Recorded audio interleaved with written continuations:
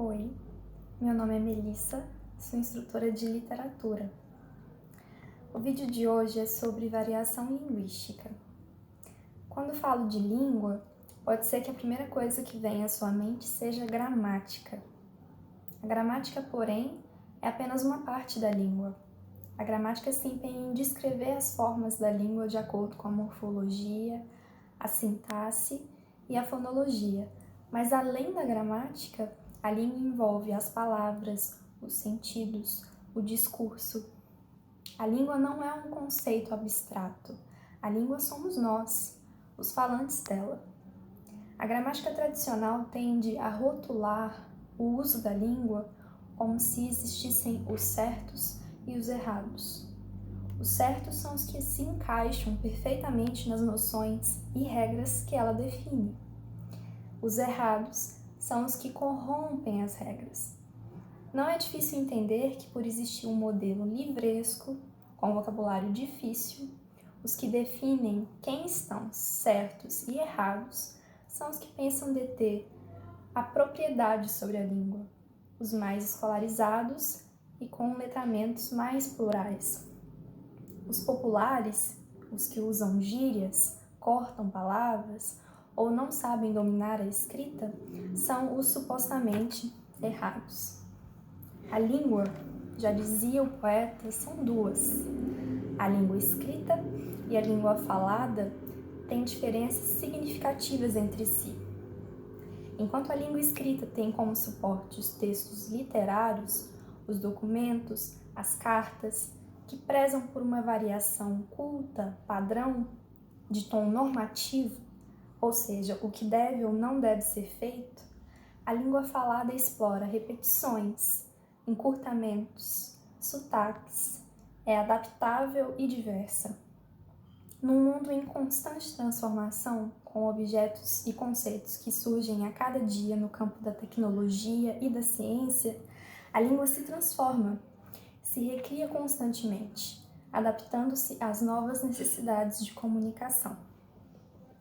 Marcos Banho, em seu livro A Norma Oculta, defende que a língua deve ser olhada dentro da sua realidade histórica, cultural e social. Estabelecer uma cultura como padrão para todas as classes sociais, realidades e histórias é uma intenção muito equivocada. Esse é o objeto de estudo da sociolinguística. Se a norma culta se baseia nessa cultura restrita a uma pequena parte da população, todas as demais formas de uso da língua são aculturadas? Esse é um pensamento que estabelece dicotomias preconceituosas e reducionistas. O preconceito linguístico é real. Com certeza você já ouviu alguém dizendo que não sabe português porque tomou como referência um tipo de uso da língua que não considerava a oralidade, a diversidade. Marcos Banho ainda demonstra como o preconceito linguístico reforça as diferenças sociais no Brasil. Ele explica que há erros mais errados ou mais crassos do que outros. E a escala de crassidade é inversamente proporcional à escala do prestígio social. Quanto menos prestigiado socialmente é um indivíduo, quanto mais baixo ele estiver na pirâmide das classes sociais, mais erros e erros mais crassos os membros das classes privilegiadas encontram na língua dele. Os parâmetros curriculares nacionais, de 1998, também falam sobre a variação linguística. Para poder ensinar a língua portuguesa, a escola precisa livrar-se de alguns mitos. O de que existe uma única forma certa de falar, a que se parece com a escrita, e o de que a escrita é o espelho da fala. E sendo assim, seria preciso consertar a fala do aluno para evitar que ele escreva tudo errado. As variações da língua podem ser classificadas como 4. A variação diatópica ou regional, que engloba as diferentes maneiras de se referir ao mesmo significado, como é o caso da mandioca, que é chamada de aipim, macaxeira, maniva, dependendo da região do país. Veja só esse trecho de um texto retirado do jornal O Melhor do Globo Rural, de fevereiro de 2005.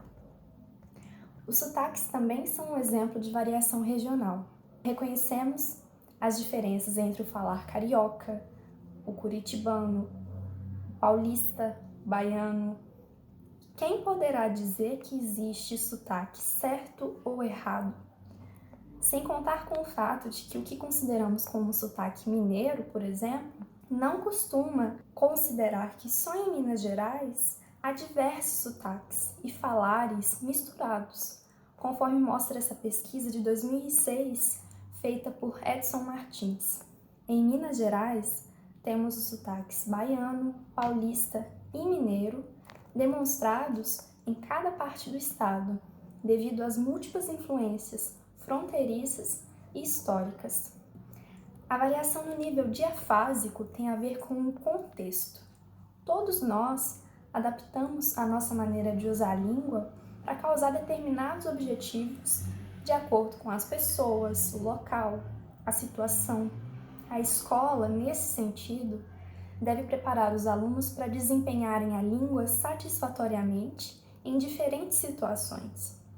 Isso não se consegue decorando tipos de oração subordinada ou listas de verbos, mas aprendendo a lidar com os gêneros textuais e a linguagem no ato de comunicação. No Enem, por exemplo, é exigido que o candidato use uma modalidade formal da língua. As gírias, as reduções das palavras na escrita, as marcas de oralidade como né, tal, tipo, ficam de fora do texto. A gente sabe que existem contextos formais e informais.